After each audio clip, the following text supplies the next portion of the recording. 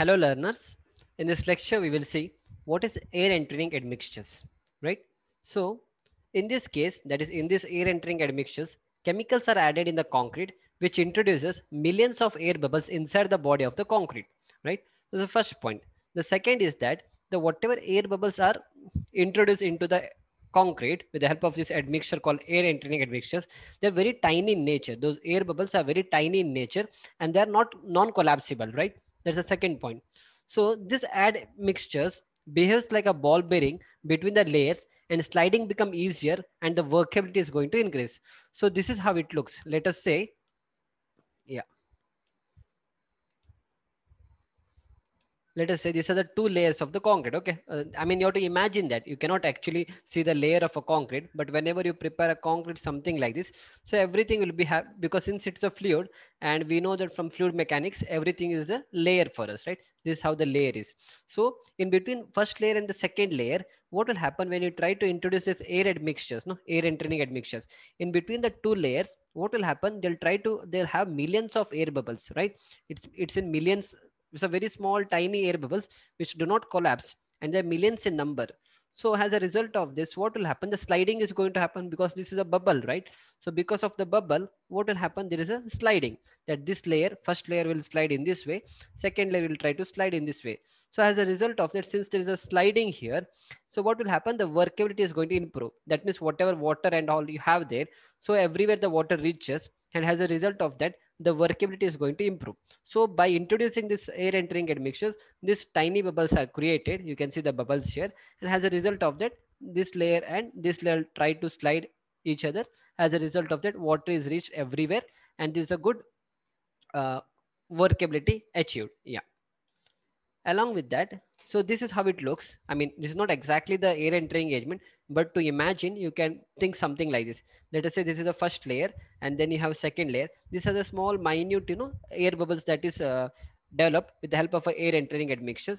So now imagine over this you are keeping another layer.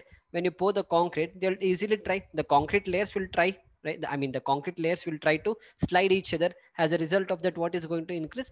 Workability is going to increase, and we wanted workability only to improve. By putting air entering admixture, we'll try to improve that. So these are the millions of tiny air bubbles that you get to see in the air entering admixtures. Yeah. Now coming to the effect of the, say, you can see it here. Yeah, let me keep it here. Yeah, you can see Ultramax is a company, right? For the best construction, they have this air entering admixtures, right? So this is available in the market, and with the help of this you can try to make your concrete more workable. Again, you have a lot of things. You have plasticizers, you have super plasticizers, you have air entering admixtures. So based on the requirement, where and which place it is required, what type of construction you are doing, based on that we try to make use of all these admixtures. Yeah. So first is improvement in the workability. Obviously the improvement is going to happen in the workability. Second is increased resistance to freezing and thawing. With the help of air entering admixture, you can increase the resistance to the freezing and thawing. The next is reduction in the strength. That is what will happen if you try to add air entering agent. There will be reduction in the strength of your concrete, because when excess amount is added due to the more air bubble, actually what happens, see, if you're adding air entering admixtures in excess, then since what will happen, they are going to create a bubbles, right? These bubbles. So these bubbles, after some time, there are chances that they are going to create a voids. So if there is a void, since a bubble, once they what you call get once they get broken, usually they don't get, let us say you're adding in more and more amount. So once, as a result of that, what will happen, there will be voids here. So if there is a voids, what will happen, the density of the concrete will come down, and if the density of the concrete is going to come down, then the strength reduction is going to happen. So again, there is a limit to this, how much percentage of air entering has to be applied. Next is reduces the tendency of the segregation and the bleeding. It decreases the permeability. It reduces the cement content and heat of hydration. So these are the effect of the air entering admixtures. Now coming to the example, you can use aluminum powder as a air entrainment admixture, because it has certain properties which will make it fit for a air entrainment admixture. You can use hydrogen peroxide. The formula for hydrogen peroxide is H2O2, right? This is H2O2. Then we have fatty oil. Then we have natural resins. So these are the different things what is available. So with this, we'll try to prepare the air entrainment admixtures. Yeah.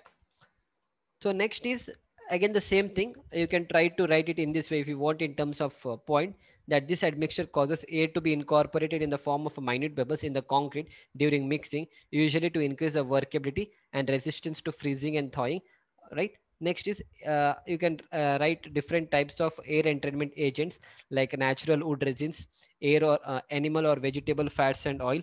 Then we have various wetting agents such as alkali agents, sulfonated organic compounds, and so on, right? Again, it is written here. Typical dosage is written here. Typical air entrainment ranges from 5 to 8% of the volume of the concrete. So based on the workability that is required, based on that, we try to add all these things. Yeah. So coming to the effects of air entrainment agent, already we have seen there, right? I've written it here. Again, if you want to add more point into that, let me go back. I've already explained it here. These are the effects. Again, if you feel like you want to learn something more and all, you can try to go through this, and it is self-explanatory and you can understand them. Yeah. So I hope this air entrainment admixture is understood. So we'll see you back in the next lecture. Thank you.